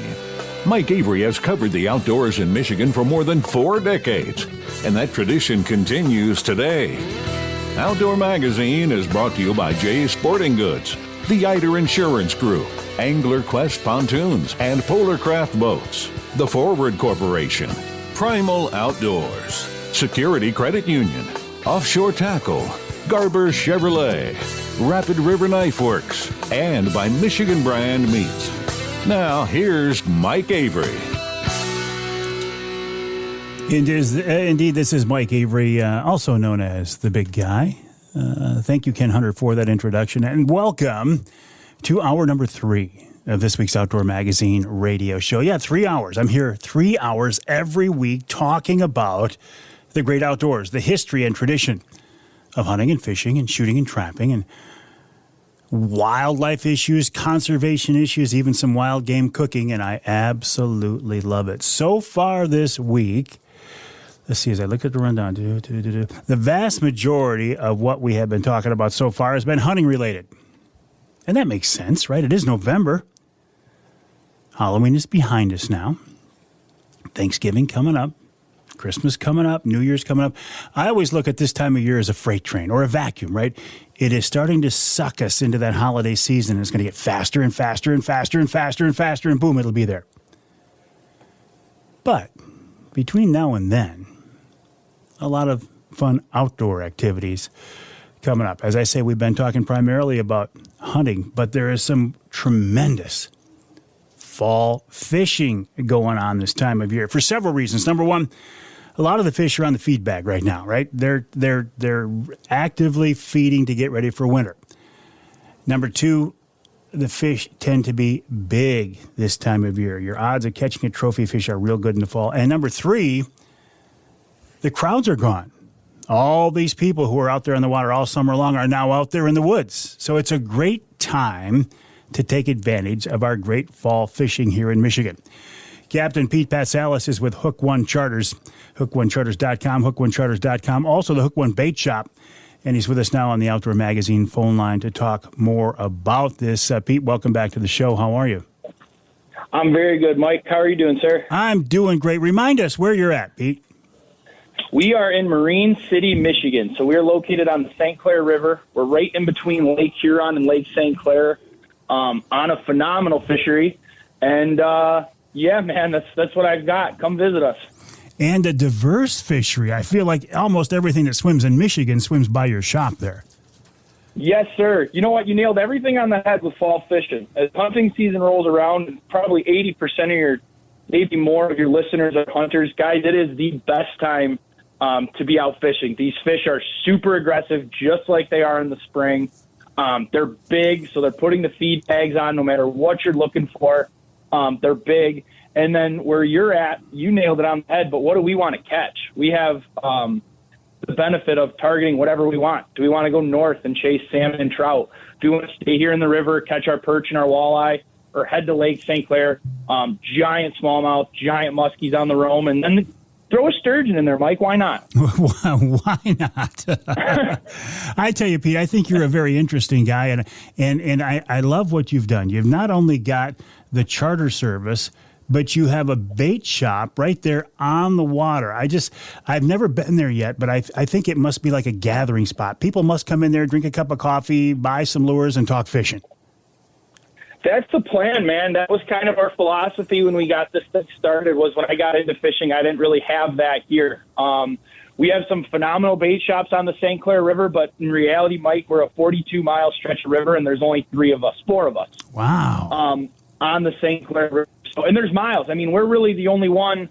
There's a gentleman down in Elginak that does a lot of hand-tied stuff, but we're really the only one within 15 miles. So we wanted to make it a place where not only your fishermen that spend a lot of time on the water can come in and get what they need, but really a place for beginners to come, a place for people that want to learn about this fishery, because that's exactly what we do. We just hang out and talk fishing in here, and it's a beautiful thing, and we're continuing to grow, so it's good. Can you literally pull your boat right up to the front of the shop? Yeah, and you can literally throw a stone probably from my dock to the boat launch. So where the public DNR launch is in Marine City, you'll put in there. We're right on the other side of the giant sand piles, maybe an eighth of a mile up the river. So you can pull right up. We put ladders out on there. We put a bunch of cleats out on the dock so guys could pull up. We got the minnow tank rolling, so in the spring it's just constant movement. But yeah, it's a beautiful thing, and then we can catch fish right off the dock. So I can show people why you might want to use this rod instead of this rod, or why this reel casts better than this reel. So it also allows us to kind of show our customers what they're buying and before they walk out the store. You talk about a minnow tank. That seems like such a small deal, but it's not. To an angler, having good, fresh, live bait is a big deal. But I got to believe from a dealer's perspective, it's a pain to keep good, fresh, live bait. Mike, we probably couldn't have picked a better time for this conversation, because my minnow tank's been down for about 6 weeks. Really? And you can imagine being a bait and tackle shop without a good minnow tank. Yeah, I didn't. When we first got here, we closed on the building in February, and in all reality, by the middle of March, you've got to have stuff ready to go for fishermen. So we put in place a temporary tank, a temporary pump. Since we're right on the river, I like to draw that fresh water from the river. I don't like doing any of the city water stuff. We could get into it another day, but there's just a lot of chemicals and stuff like that that'll kill the minnows. So to make sure it's good, we run our pump out to the main river, and having good, fresh, hardy minnows is key, because fishermen are picky, Mike. Believe it or not, fishermen are picky. And if you give them bad bait, they will remember. And good bait, they'll remember too. That's it. You know what? And that's the thing. If these guys can have good bait, and especially during walleye season, if they can come in, I don't think people realize how fragile an emerald shiner is, and just a little bit of temperature change can really kind of ruin whatever you've got. So keeping the temperature good, keeping them in that fresh water, and then, when you're selling to customers, and the customers, I guess it's a bad thing for the bait shop, but if you can have these minnows last 3-4 days for these guys, they're pumped, and they're going to come back and get more. Yeah. Do you have a hard time finding clients for the charter side of the business now? We know most people are thinking about other things. I mean, can you run charters every week, or are you looking for people to come on out and go with you? No, man. We're running come spring, come about the middle to end of April, because we're a little bit behind the Detroit River up here as far as our main walleye run, which is actually nice because I can go down there and play around for a couple weeks before it gets really good here. But typically by the end of April all the way until July 4th, we're booked 7 days a week. I've got an awesome group here at the bait shop that helps me out, which allows me to go out, 6 hours in the morning to do that. We also have another captain that's been running a boat here. He started running that last year. So we're going, brother. We are going. And this year I just slowed down last week. And if the fishing is getting really good, so if the weather gets good, I'll be back out and fishing until there's ice. If you say if the weather gets good, what are you looking for? Consistency, if that's a thing in the fall. Mm-hmm. We have so many days where it'll go up into 50 and 60 and then right down to 28 at night. We have a lot of wind, but right now we're there. To be honest with you, our water temps here in the river are 54 degrees. Typically we're looking for that sub 55. And it should stay good until it gets into the low 40s. So we're there now. The fishing's been picking up really from the mouth of Lake St. Clair all the way to the mouth of Lake Huron. You can. I'm following that migration to the middle of the river. So a week ago it was the mouth and the mouth. Now they're starting to creep in a little bit. So I'm watching that migration, and it should only get better here for the next couple weeks. Stupid question, and I apologize for even asking it, but does that river freeze, or can you fish it all winter long? It's not a stupid question, actually. I get it a lot. So it never actually fully freezes. There's a couple power plants on the river, so there's always warm water. It's also moving anywhere between, on the north end of the river, 6 miles an hour, on the south end of the river, 2 miles an hour. So it's constantly moving.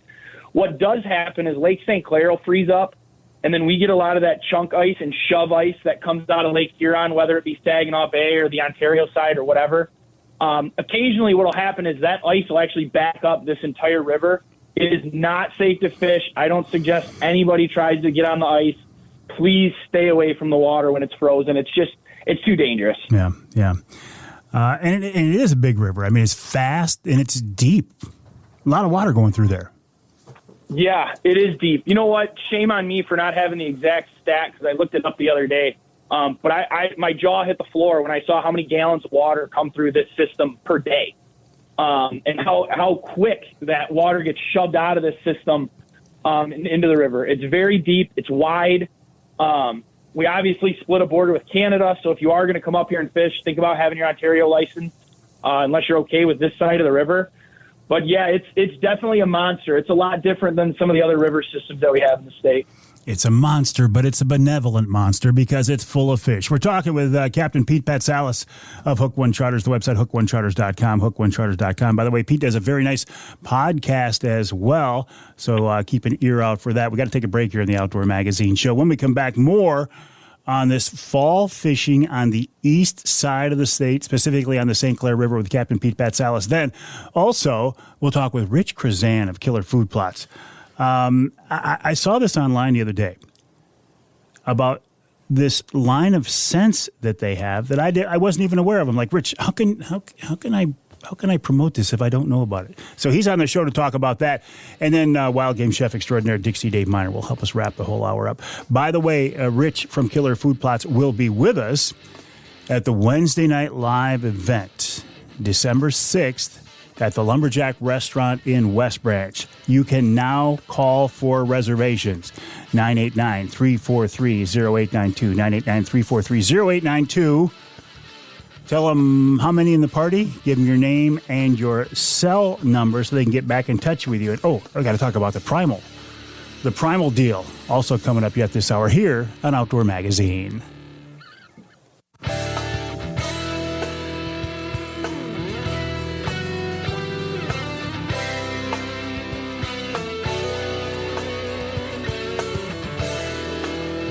You can hear the Outdoor Magazine show in Muskegon on WKBZ, that's 1090 AM.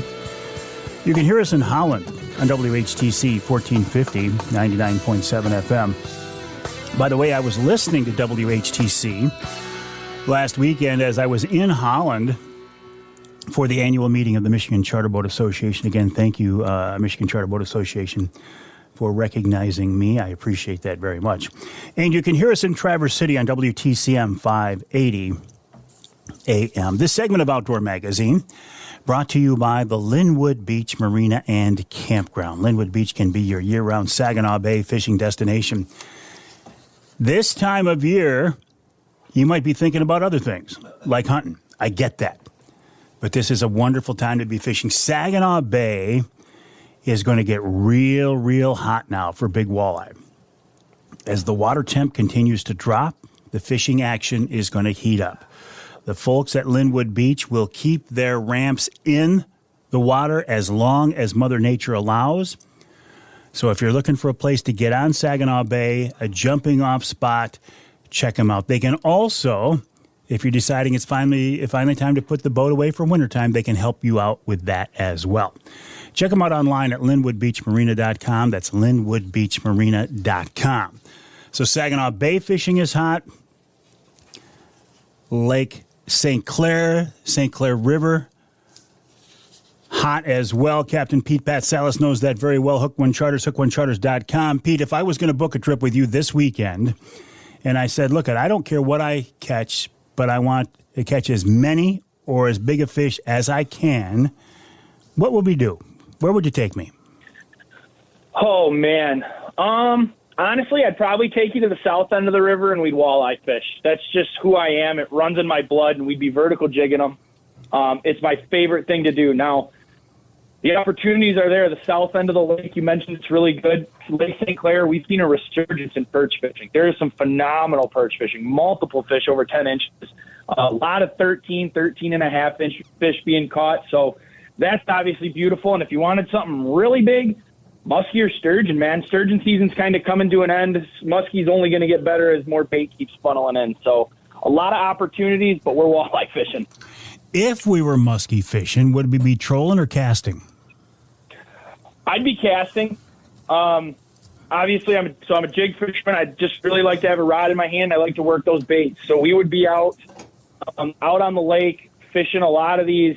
This time of the year, you're not really looking for a lot of those weed beds. It's a lot of isolated bait, and we're throwing real big rubber. We're throwing big Medusas, big Poseidons, stuff like that we can, big bulldogs, baits that you can work through the water. You can rip them through the water fast and cover a lot of water. Yeah, I love the troll. It's productive, it's effective, but it's nothing like having that rod in your hand when a fish hits, especially a fish like a muskie. No doubt. And honestly, man, for those guys out there that are listening that troll muskie, you guys know how hard it really is. And if you have never trolled muskie before, it's a lot more than walleye where you're just putting a bait back, clipping a planer board on, and rolling. You're using a lot of big boards. You're using a lot of big bait, a lot of big rods, big reels. It's just, there's a lot that goes into it. A lot of those guys are running 10, 12 rod spreads. So for me, in a little bit smaller boat that I'm running, it's a lot easier to get out there with one or two guys, guy on the front, guy in the back, and just start casting.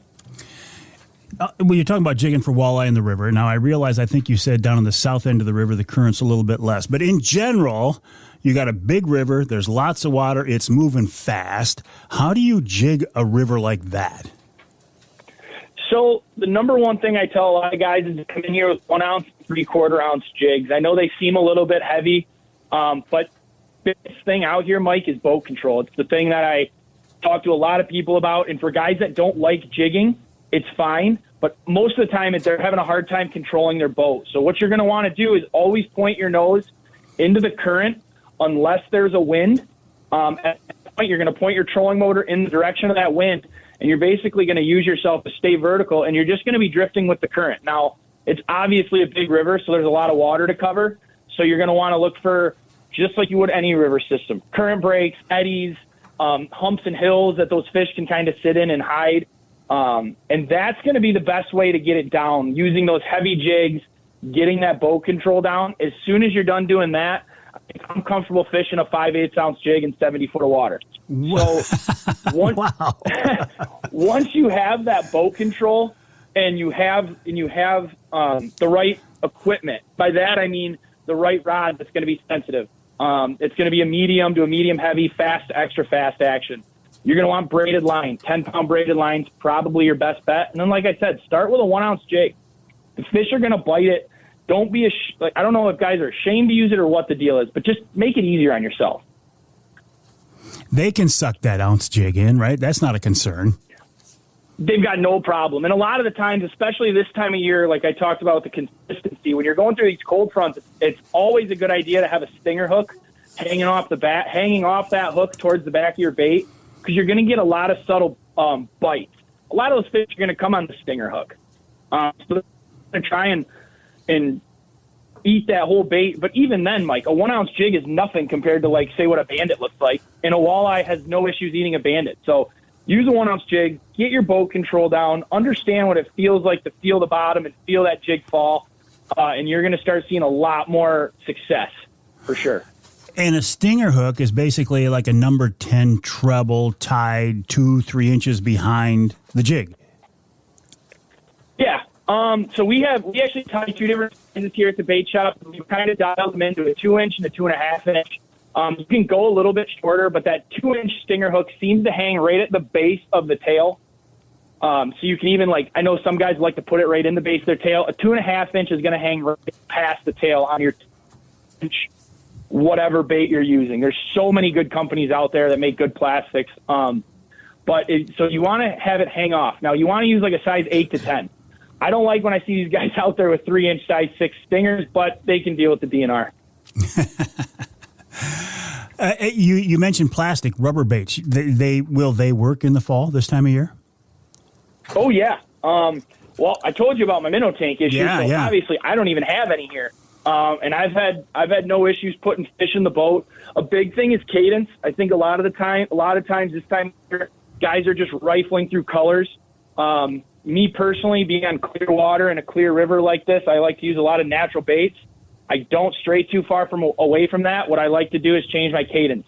Sometimes the fish like it coming way off the bottom. Sometimes they like it aggressive. The other day I had a lot of fish kind of short striking it, and I would drop the jig right to the bottom, and I'd almost drag it for 2-3 seconds and then slowly pop it off. And I was getting bit. I mean, that was the difference. The same run, 0 fish adrift to 3 fish adrift. So messing with that cadence a lot of times can really help these guys out, and you don't have to be rifling through all your colors. Is it an aggressive bite this time of year, or you just lift it up and there's weight? I would say typically it is an aggressive bite. A lot of times on the way down, and that's where that boat control comes in. A lot of the times, you guys think jigging as you lift up, that weight's going to be there. That fish is biting as that jig is falling. And if you can feel that tick, you're instantly going to double your success rate at least. Because so many fish bite it on the way down. But there are times, like first thing in the morning, it's 28, 30 degrees. Those fish aren't going to chase it 3 foot off the bottom. So just kind of understanding when you're fishing, where you're fishing. But until we kind of transition to that winter water temp, those fish are still going to be very aggressive putting on the feed bags. I find jigging techniques so interesting because I'll see people snap jig. And by that, what I mean is they bring it up real quick and they let it fall down on a slack line. I don't like that.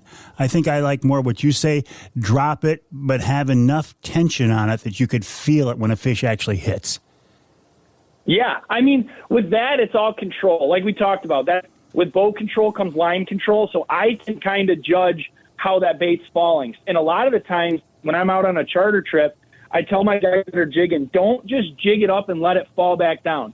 Jig the rod up, pause it, and let the weight of the jig take your rod back down. As soon as you feel that weight of your jig, let it take you back down to the bottom nice and slow. As it's getting down to the bottom, maybe before you hit the bottom, you jig it. Maybe at the bottom, you let it rest and jig it. But you have line control.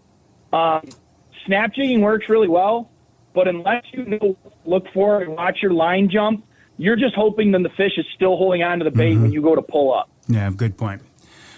Good point. What size fish are we talking, Pete? Walleye this time of year in the fall? Man, I found a really nice grade of fish this year. A lot of fish, 18 to 22 inches. Right in that, 3-pound range. We've caught a few fish at the 5-pound range. I will say I've caught a lot of shorts that are mixed in. So our size limit up here got pushed up. It went from 13 inches to 15 inches here on the river. And the DNR either knows what they're doing really, really well, or they just kind of knocked this one out. Because, Mike, there are so many fish sitting at 13 and a half, 14 inches that we'd be taken out of the system that are getting to go back and grow. Yeah. So I'm excited to kind of see how that affects us moving forward. Wonderful. And listen, I can't let you go without talking about your podcast. You're doing some pretty cool work out there, Pete. Hey, man, I appreciate it. It's guys like you that kind of pave the path to allow us to do this. And before I get into the podcast, congratulations on your Charter Boat Association award. Guys like us dream about being in that position, so congratulations, man. Oh, thank you. Thank you. No, I really appreciate that. But what you're doing, I love to see young guys. I mean, you got a passion, you got energy, you got the charter business, you got the bait shop, which I think was a genius move, I got to be honest with you. Yeah, I never wanted a bait shop, man, because I knew exactly what it was going to do to my fishing time, and exactly. It did. It did. I haven't got to fish as much this year as I'd like to, but it's because we're trying to do this thing. And like I said, I knew that there was an obvious need for this. You talk about our charter boat, Mike, there's maybe, and this isn't an invitation for the whole state to come over here, but there's maybe 3 or 4 of us that run this entire river full time, guides. And there's guides that need things on this water. There's tournament fishermen that need things over here, and they shouldn't have to drive a super far away. So the bait shop was just kind of here for us. And then we get a lot of the same questions in the bait shop. So our idea was to start a YouTube and put our podcast on YouTube and put shop talks and stuff like that. That's going to help these guys cut the learning curve. So I can explain it to them a little bit in here, but they can go home and really learn this stuff. We talked about it. It's deep, it's fast, it's clear. There's a lot to this river that's different, just like any other body of water, but there's a lot of differences to this water. So if we can help these guys cut the learning curve down before they even get to our bait shop, we're already one step ahead. Well, Captain Pete Patsalis, you're doing a wonderful job. Hook1charters.com, hook1charters.com. Good fishing to you, and we'll talk again. Thank you, Mike. We'll take a break here in the Outdoor Magazine show. When we come back, we'll switch gears, talk a little scents. Using scent with Rich Chrzan of Killer Food Plots. We're not talking about seed this time. We're talking about scent. And, of course, we'll wrap it all up with wild game chef extraordinaire Dixie Dave Miner coming up here on Outdoor Magazine.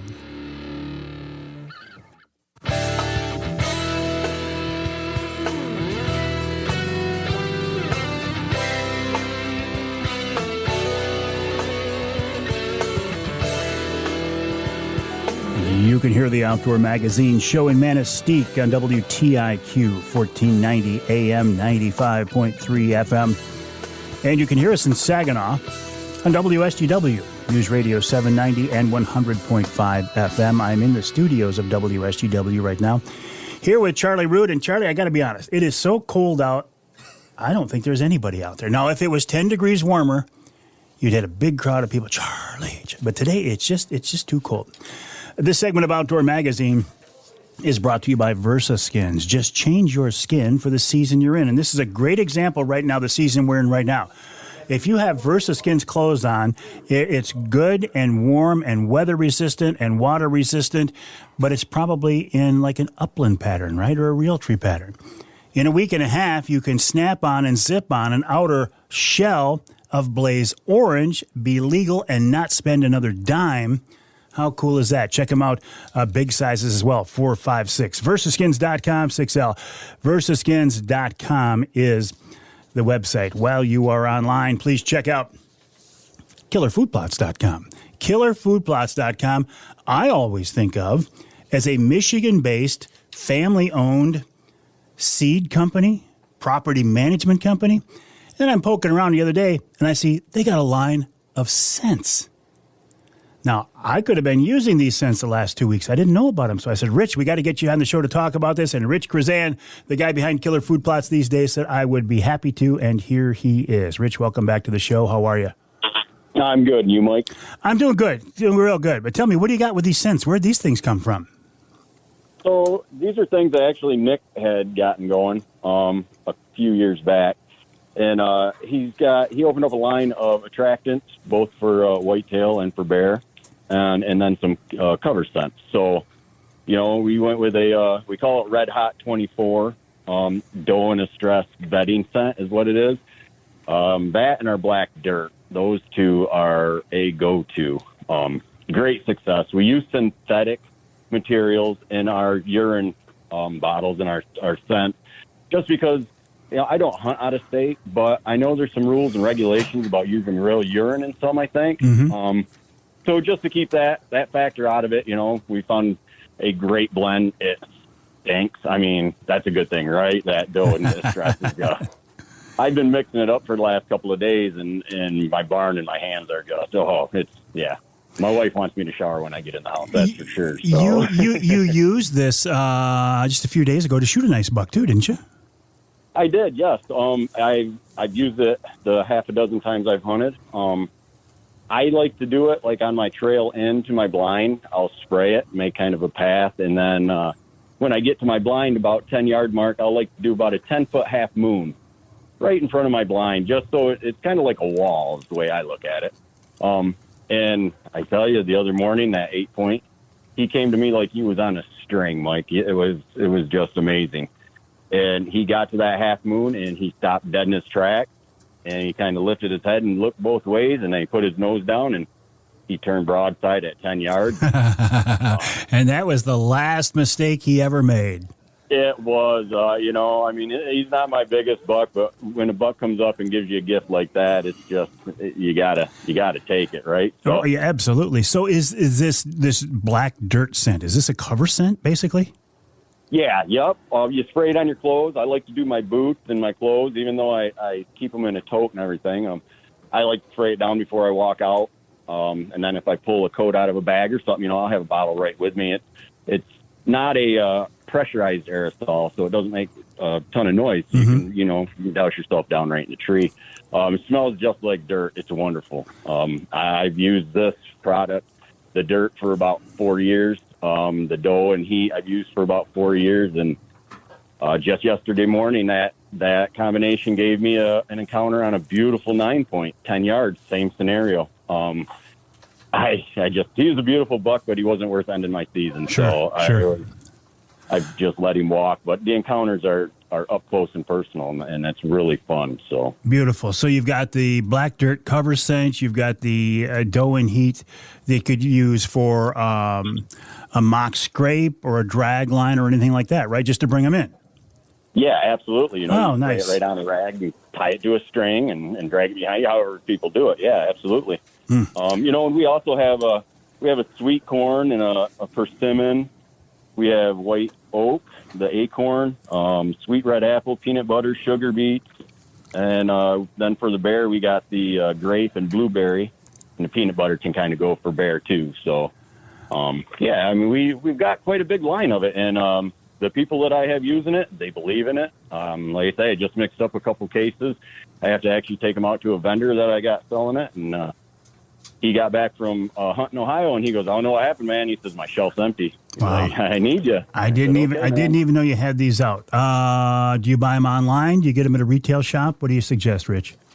So right now, the best way is online, or if you're in my area, Shattuck Great Outdoors on M66, just south of I-96.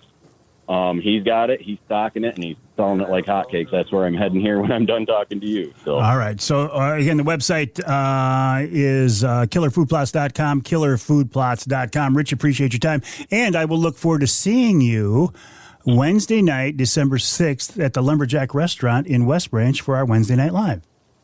Absolutely. I'm looking forward to that. That was a good time last year. And it'll be a good time this year. Rich Chrzan of Killer Food Plots, killerfoodplots.com, killerfoodplots.com. We'll take a break here in the Outdoor Magazine show. When we come back, we'll wrap it all up with wild game chef extraordinaire Dixie Dave Miner and another great wild game recipe coming up right here on Outdoor Magazine.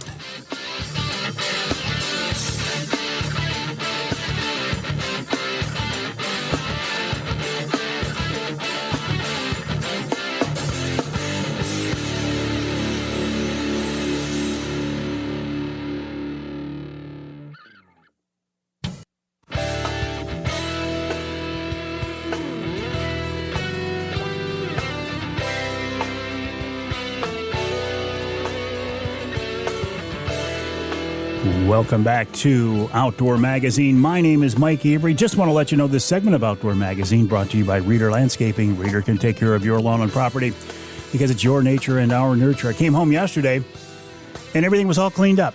The folks from Reader had been there. They cut down all the annuals. They gave the lawn a final mowing, which is great because I thought I was going to have to mow it one more time. They took care of the leaves, although I continue to take care of them because they're still dropping.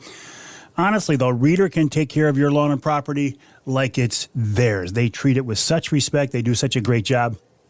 Get a jump now on your springtime project or get in touch with them for any snow plowing needs this winter. ReaderLandscaping.com. That's ReaderLandscaping.com. A couple of more things.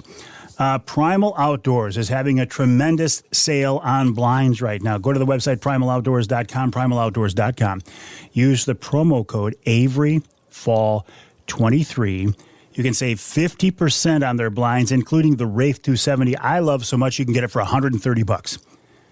PrimalOutdoors.com, Avery Fall 23. Great discounts on Primal blinds. And one last thing. Reservations. You can call the Lumberjack now for reservations for our Wednesday Night Live in West Branch at 989-343-0892.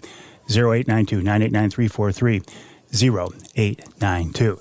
Okay, got that out of the way. I want to end up the show with Wild Game Chef Extraordinaire Dixie Dave Miner, who is patiently standing by. David, welcome back. How are you?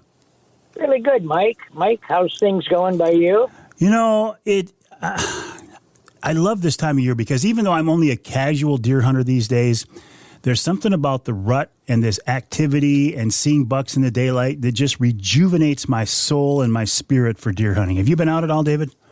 Nope, I'm ashamed to say no, but now that Halloween's out of the way, I think I'm going to get out there now that the rut's going to be starting. Well, it has started, and if you're going to spend any time out there at all, now is certainly the time. In general, David, and we won't do a recipe this week, but you have stressed this to me so many times. Venison in particular, but most wild games in general. Do you approach them as you would a domestic animal, or are they literally a different critter and just look at them from a different perspective? Oh, it's definitely a different critter, Mike. They have very little body fat. You know, when you shoot ducks, they have not that much body fat. Venison, too, it's in the pockets. You know, it's not marbled into the meat. And so you want to treat that entirely different than you would a beef steak or a pork steak because it's going to be a lot drier and you want to cook it a lot less. You want to cook it so that it's quite rare.